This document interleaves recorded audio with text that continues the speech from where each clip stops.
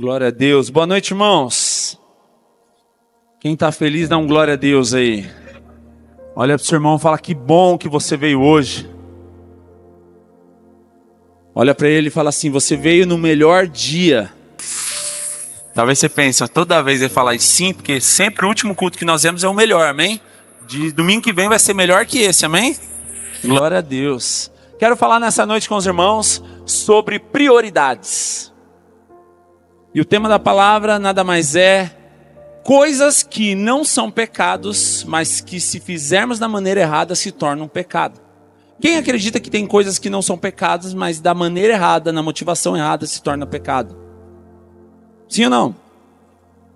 Então nós precisamos entender o que é prioridade na nossa vida e de fato o que faz bem, o que edifica. A Bíblia diz que tudo é lícito, mas nem tudo nos convém. Então existem coisas que não são pecado, mas a partir do momento que nós fazemos da maneira ou da motivação errada, se torna um pecado. Quer um exemplo? Sexo é pecado? Sim ou não? Sexo é de Deus? Sim ou não? Mas se feito no casamento é de Deus, é bênção. Agora se fizer fora do casamento? Silêncio na congregação. Ou seja, existem coisas que é de Deus, existem coisas que são lícitas, existem coisas que são boas, mas no tempo errado se torna pecado. Existem muitas coisas que não tem problema nenhum fazer, mas na motivação errada se torna um pecado. E eu quero falar nessa noite sobre isso, que tem muito a ver com prioridade. E tem muito a ver sobre nós fazermos tudo para a glória de Deus. Olha o que a Bíblia diz lá em 1 Coríntios, capítulo 10, versículo 31. Quem trouxe a Bíblia aí, diga amém. Glória a Deus.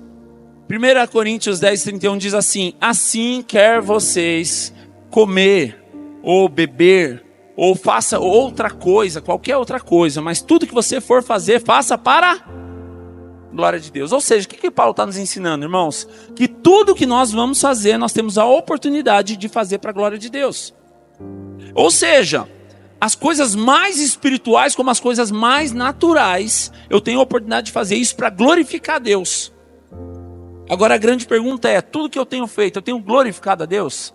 Quando eu estou no trânsito, dirigindo, eu tenho glorificado a Deus ou tenho envergonhado a Deus? Porque a Bíblia diz que tudo que nós fazemos, devemos fazer para a glória de Deus. O nosso casamento tem glorificado a Deus ou não?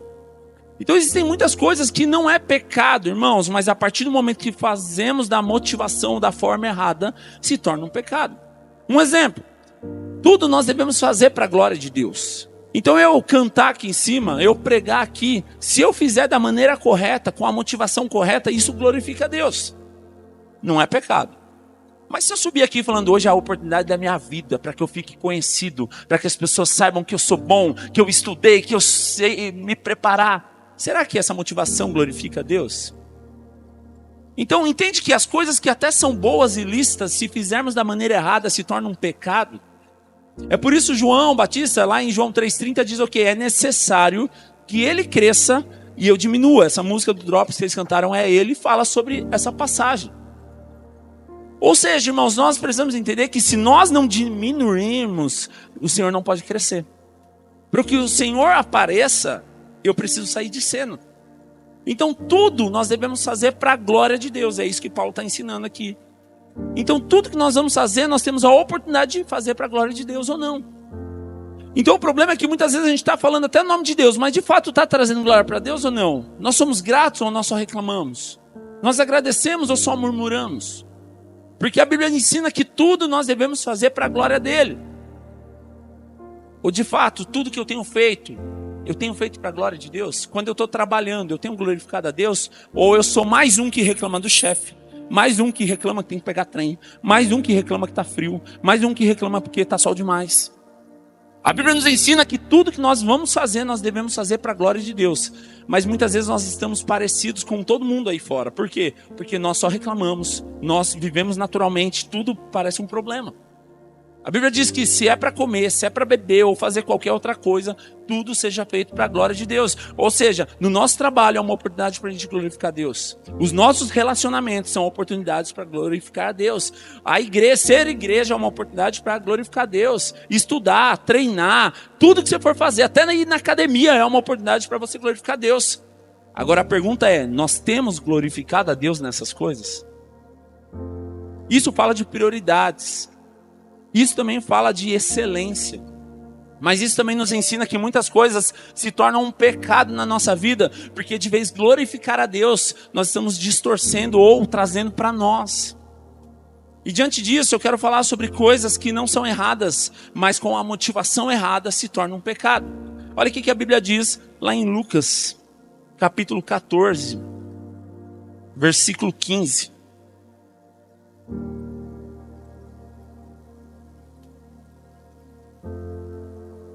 Quem achou, diga amém.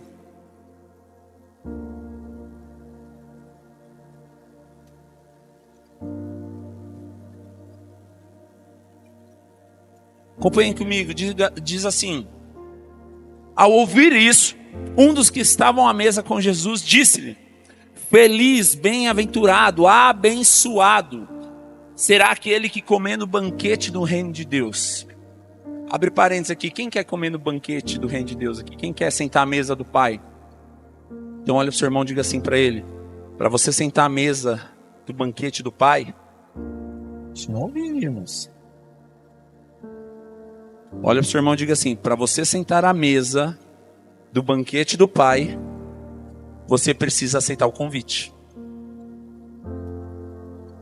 Continuando o texto aqui, diz assim: Jesus respondeu: certo homem estava preparando um grande banquete e convidou muitas pessoas. Fez o quê? Convidou. E na hora de começar, esse cara é legal, porque na hora de começar, ele além de ter convidado, ele foi lembrar as pessoas do convite. Diz assim, ó, na hora de começar, ele enviou o seu servo para dizer aos que haviam sido convidados: venham, pois tudo está pronto. Meu, além de o cara fazer um convite, te convidar, ele ainda vai te lembrar do evento. Ou seja, é importante a sua presença ou não? E olha o que diz. E o servo então faz esse convite, vai lá lembrar. E a palavra diz assim: mas eles começaram um por um a apresentar desculpas. O primeiro disse: acabei de comprar uma propriedade e preciso ir vê-la. Por favor, desculpe-me. O outro disse: acabei de comprar 5 juntas de bois e estou indo experimentá-las. Por favor, desculpe-me. Ainda outro disse: acabo de me casar, por isso não posso ir. Irmãos, essa palavra diz sobre um convite para sentar à mesa. E aqui fala sobre, também traz uma representação da boda do cordeiro, fala sobre sentar ao banquete, sobre eternidade. Aqui está falando sobre estar com o Senhor e nós sentarmos à mesa do Senhor. Mas é interessante que nós vemos aqui algo que se chama prioridade. É errado comprar uma casa, irmãos? Não. É errado comprar um carro? Aqui fala bois, mas vamos trazer para o carro. Um carro é ruim, é errado. É errado ir viajar? É errado você ter bens? Não. É errado casar? Não. Mas qual o problema de tudo isso, irmãos? O problema é quando isso toma o lugar do Senhor na nossa vida. Não é errado, é aquilo que eu disse, tem muita coisa que não é errada, mas a partir do momento que toma o lugar de Jesus na nossa vida, se torna errado. Olha para o seu irmão e diga assim: tudo aquilo que toma o lugar de Jesus na sua vida é idolatria. O que é idolatria, irmãos? Idolatria é aquilo que toma o lugar de Deus. Tem muita gente, que, principalmente aqueles que vieram do catolicismo, que acha que idolatria só é uma imagem. Não, mas hoje tem muito crente que tem como idolatra um músico, idolatra um pastor, idolatra a esposa, idolatra os filhos, idolatra o trabalho, idolatra a conta bancária e tantas outras coisas. A grande questão é: não tem problema nenhum eu ter casas, bens, não tem problema eu viajar. O problema é quando essas coisas tomam o lugar de Jesus na nossa vida. Quantas vezes nós oramos a vida toda, 10 anos orando, Jesus me dá um emprego novo, porque quando acontecer isso eu vou servir o Senhor. Deus me dá um carro, porque quando o Senhor me dá um carro, eu vou usar para servir na obra. Deus me dá uma casa, que eu vou abrir minha casa para fazer GC, vou fazer isso, vou fazer evento. E daí quando Deus dá tudo isso, o que você faz? Oh Deus, obrigado, agora eu vou viver minha vida. Ou seja, tudo aquilo que não era pecado, se torna um pecado pelas nossas atitudes. Irmãos, não tem problema nenhum você tem que conquistar coisas, pelo contrário, conquiste mesmo, isso é bom, isso é uma forma de desfrutar do que Deus tem para nós. O problema é quando tudo isso toma o lugar de Jesus na nossa vida. Quer um exemplo, irmãos? Eu não sou contra você faltar no culto não, acho que tem prioridades. Você não vai deixar de ir num casamento do primo, de um amigo, sei lá, porque tem culto, o culto tem todo domingo. Agora o casamento é uma vez só, pelo menos deveria ser uma vez só, né? Um aniversário, é o aniversário do meu sobrinho, não vou porque eu tenho um culto. Irmãos, o problema não é você faltar um culto para você ir numa agenda. O problema é você deixar o Senhor de ser prioridade. Quer um exemplo? O mês tem 4 domingos, vamos lá. O primeiro domingo você não vem porque você está cansado. O segundo domingo você não vem porque está frio. O terceiro domingo você não vem porque você vai assistir um jogo. Aí o quarto domingo você não vem porque tem um casamento. Aí você chega, pastor, você tem que me entender, eu não fui pro culto porque tinha um casamento. Tudo bem, tá certo, o último culto tá tudo certo. Mas e as prioridades nos demais? Eu costumo dizer principalmente para a liderança, irmãos. Membros, o pessoal assim que não é líder, eu não vou ficar cobrando, óbvio. Mas eu costumo dizer para os líderes, irmãos, se você sabe que domingo que vem você não vai estar no culto, se esforça para estar aqui sentar um domingo antes, porque você é referência, senta, participa, se alimenta. Como você vai dar algo se você não tem recebido? Então o que isso fala, irmãos? De prioridade. Nós precisamos entender que não tem problema nenhum ter tudo isso. O problema é quando essas coisas tomam o lugar de Jesus na nossa vida. São coisas lícitas, são coisas boas o que nós estamos falando aqui. Mas qual o problema? Diante de um banquete, diante de sentar à mesa com o Senhor, existiam prioridades. E a grande pergunta que eu te faço hoje é: será que nós temos prioridades que têm tomado o lugar de Jesus na nossa vida? Será que existem coisas que têm tomado o lugar de Jesus no nosso coração? Às vezes nós falamos, eu não tenho tempo. Irmãos, olha para o seu irmão e diga assim, não é que você não tem tempo. Fala isso, não é que você não tem tempo. É que você não tem prioridade. Às vezes você fala assim, eu não orei essa semana porque eu não tive tempo. Eu não jejuei essa semana porque minha vida foi corrida. Essa semana eu não li a Bíblia porque você não sabe como está a loucura a minha vida. Seja sincero comigo, quem já falou essas coisas? Seja sincero, eu já fiz isso, pode. Agora vamos lá. Você teve tempo para tomar café da manhã? Você teve tempo para almoçar? Você teve tempo para conversar? Você teve tempo para entrar na rede social? Teve ou não? Então, mude a sua fala. É direito seu, mas para de usar desculpa. Não é que você não teve tempo, não foi prioridade, está tudo certo, é um direito seu. Mas pare de usar desculpas para aquilo que não é prioridade para você. O problema aqui é o seguinte, todo mundo está usando desculpas. E eles apresentaram o quê? Desculpas. Porque alguma maneira de eu não querer falar que aquilo eu não quero. E muitas vezes nós estamos trocando Jesus por outras coisas. E estamos cheios de desculpas. Não deu tempo. Sabe o que é? É que você não sabe como é loucura a minha vida. Não, irmão, se nós não lemos a Bíblia, se nós não oramos, não jejuamos, não é por falta de tempo. É por falta de prioridade. Porque nós temos tempo para tudo. Se você não teve tempo para orar, se não teve tempo para jejuar, então sai 15 minutos do celular, que você vai ter tempo para orar, pelo menos 15 minutos. Irmãos, eu tenho mudado uma cultura na minha vida. Eu digo isso porque a minha área é marketing, então eu trabalho muito com o celular, eu mexo muito com o celular, eu mexo muito com a internet. Mas eu tenho aplicado algo para que a primeira coisa que eu faço ao acordar e a primeira coisa que eu faço, a última coisa que eu faço antes de dormir, é não mexer no celular. Mude os seus hábitos, irmãos. Sabe, antigamente quando a gente conheceu Jesus, a primeira coisa que a gente acordava era: Jesus, obrigado, o dia está lindo, obrigado Jesus porque está chovendo, obrigado Jesus porque mais um dia de vida. Hoje a primeira coisa que acordamos é: Alexa, qual a temperatura de hoje? Os irmãos que têm inteligência artificial. Ou já vai no celular, já olha a agenda, já olha a programação. Irmãos, nada contra você olhar a agenda, a programação. Eu sou um cara metódico, muitas vezes eu gosto de ter uma agenda, uma programação. Mas a minha programação na agenda não pode vir antes do que o meu compromisso com Jesus. A minha programação da minha agenda, do evento da semana, não pode vir antes do meu relacionamento com Jesus.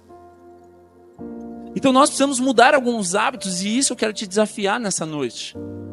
Se Jesus não faz parte da nossa vida, não faz sentido mais nada do que nós fazemos.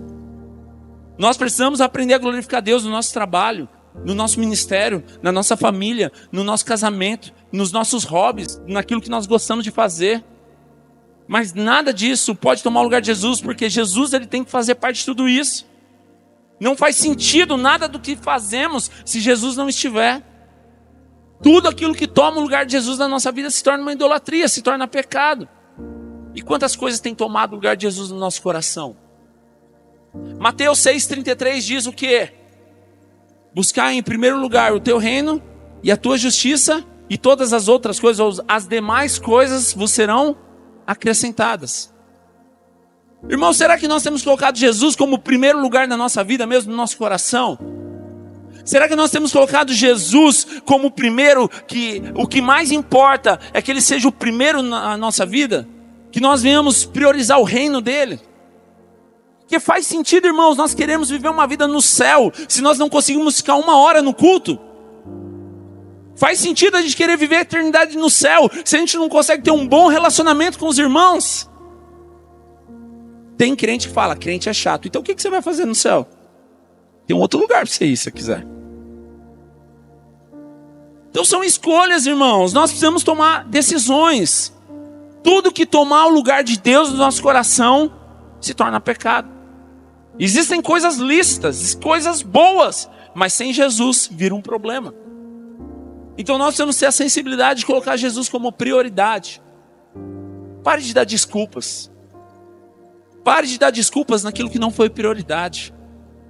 Porque, irmãos, como que nós vamos viver excelência com o Senhor se nós não temos tempo para falar da palavra? A Bíblia diz nos evangelhos que errais, pois, não conheceis a Escritura e o poder de Deus. Como que eu faço para conhecer a Escritura e o poder de Deus? Para eu conhecer a Escritura eu preciso ler. E para eu conhecer o poder de Deus eu preciso ter uma experiência. Como que eu vou conhecer a Escritura se eu não leio? E como eu vou ter uma experiência com Jesus se eu não passo tempo com Jesus? Ai, pastor, você não sabe como a minha vida está difícil. Estou meio frio, meio desanimado, parece que as coisas não vão. Mas você tem tempo para tudo, menos para a palavra. Está explicado.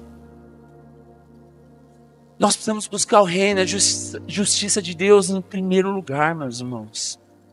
Olha o que a palavra continua dizendo, lá em Lucas, capítulo 14, versículo 21.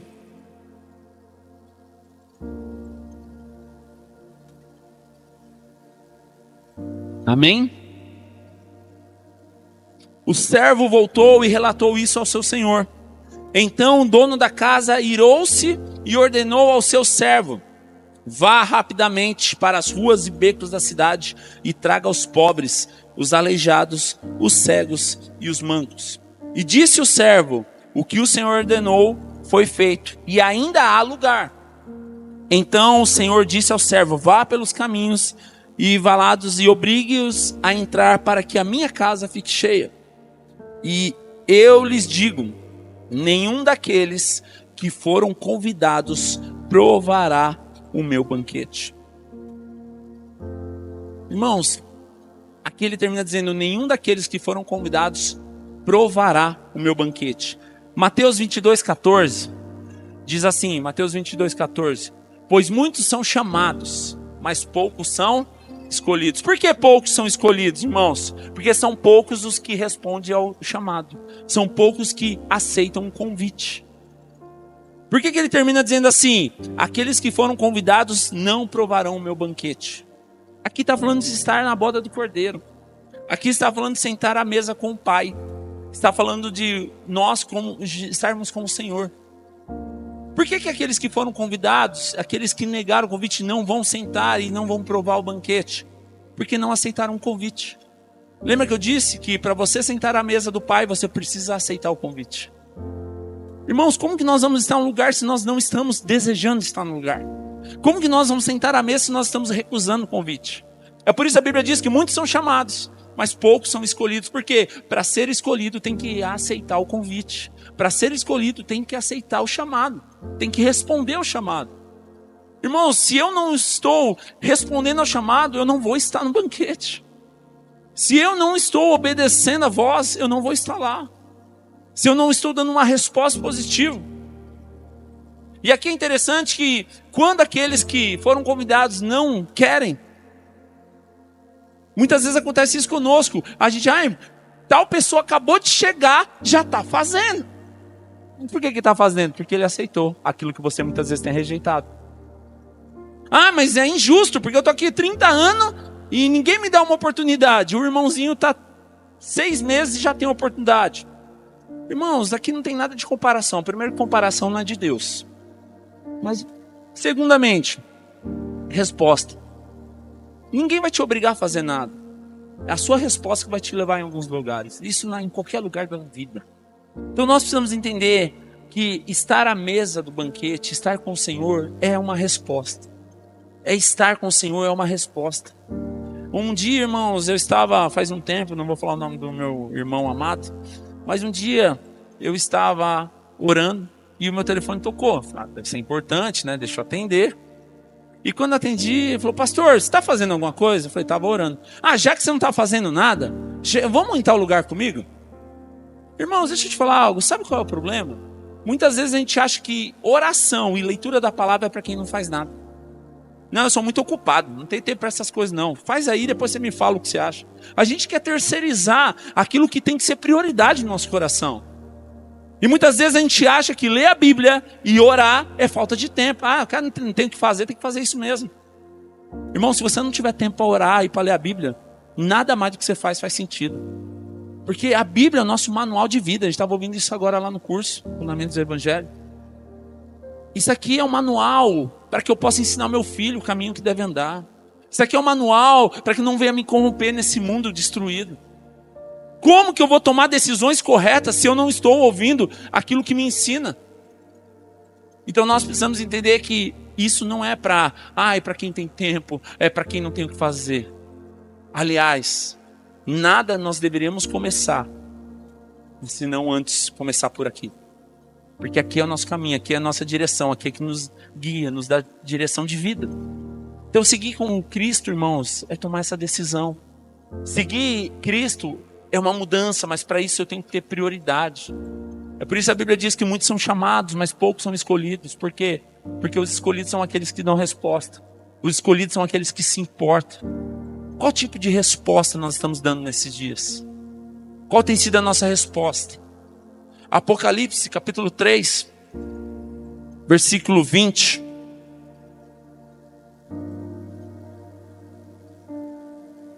Diz assim: eis que estou à porta e bato. E se alguém ouvir a minha voz e abrir a porta, entrarei e cearei com ele e ele comigo. Vamos ler de novo? Diz assim: eis que estou à porta e bato.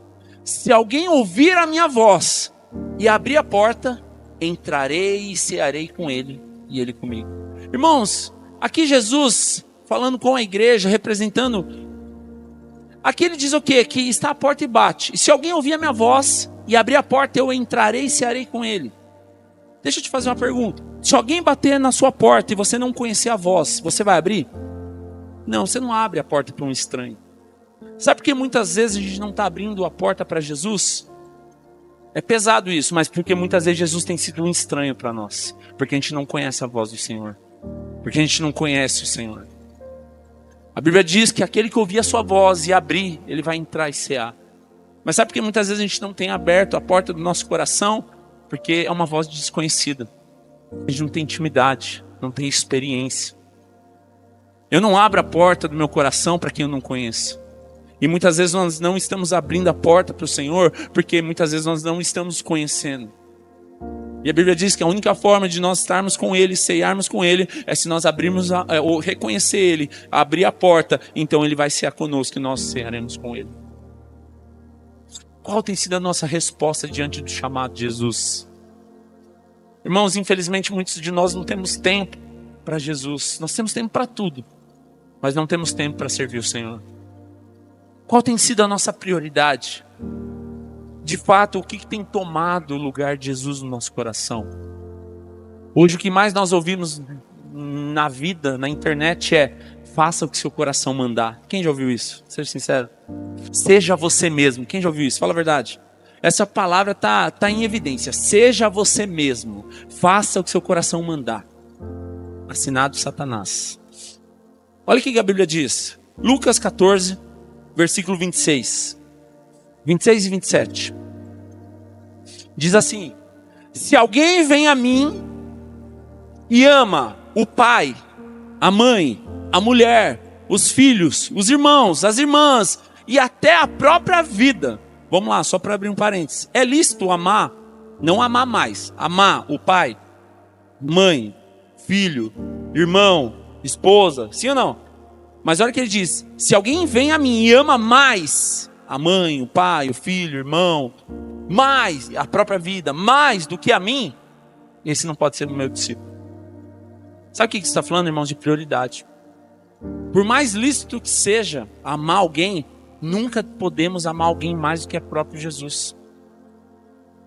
Não tem como, sabe por quê, irmão? Se eu falar que, se a minha esposa morrer, acabou minha vida, não tem mais o que fazer, caiu o chão. Estou mostrando que a minha vida está mais fundada, mais firmada na Gisele do que em Jesus. Se minha conta for bloqueada ou acabar meu dinheiro, acabou minha vida. Você está dizendo que o seu financeiro, o seu dinheiro vale mais, é mais confiança para você do que o próprio Jesus. A Bíblia está dizendo que tudo aquilo que você ama mais que o Senhor, faz com que você não pode ser um discípulo dele. E a Bíblia continua dizendo, versículo, diz assim: aquele que não carrega a sua cruz e não me segue, ele não pode ser meu discípulo. Enquanto o mundo está dizendo, seja você mesmo, faça o que seu coração mandar, a Bíblia diz o quê? Que você tem que carregar a sua cruz e negar a si mesmo. E hoje tem um monte de crente moderno que diz: eu sou desse jeito, tem que me respeitar. Jesus me aceitou assim. Não, Jesus diz que aquele que quer ser discípulo dele tem que negar a sua própria vontade, tem que negar a si mesmo, tem que morrer para a sua vontade, para que possa ser discípulo de Jesus. Você quer ser você mesmo? Multidão. Quer ser parecido com Jesus? Negue-se a si mesmo, discípulo. Então, enquanto o mundo, banda pode subir. Enquanto o mundo diz, seja você mesmo. Enquanto o mundo diz, faça o que seu coração mandar, a Bíblia não ensina isso para nós. A Bíblia ensina que o coração é enganoso.